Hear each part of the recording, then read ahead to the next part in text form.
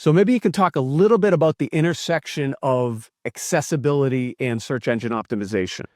Yeah, so I don't think I've ever told this on a podcast, but I used to work with people with disabilities and like teach them how to do marketing and SEO and all this kind of stuff. So it was very important to make sure that everything was really, really accessible.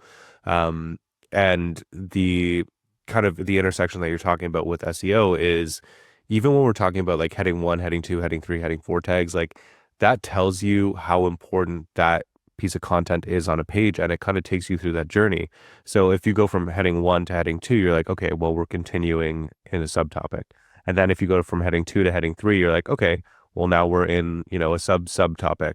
And that goes on with the heading tags. But if you're jumping around your heading tags, like let's say you're using it for styling rather than what they're meant for, which is taking people through the journey. If you're saying, okay, we're going to start with the H2 and then we're going to go to an H1 and then we're going to go to an H3 and then we're going to go to an H2, like it's jumping around. People are like, what is this? What am I supposed to do? And it's the same thing with Google. They're like, okay, well, the H1 is what the page is about, right? And that's going to be right at the top. If you're using a screen reader, it's going to say, here's the title of the page or whatever it might be. And it's going to take you through that. And Google wants to see that hierarchy of like H1 to H2 to H3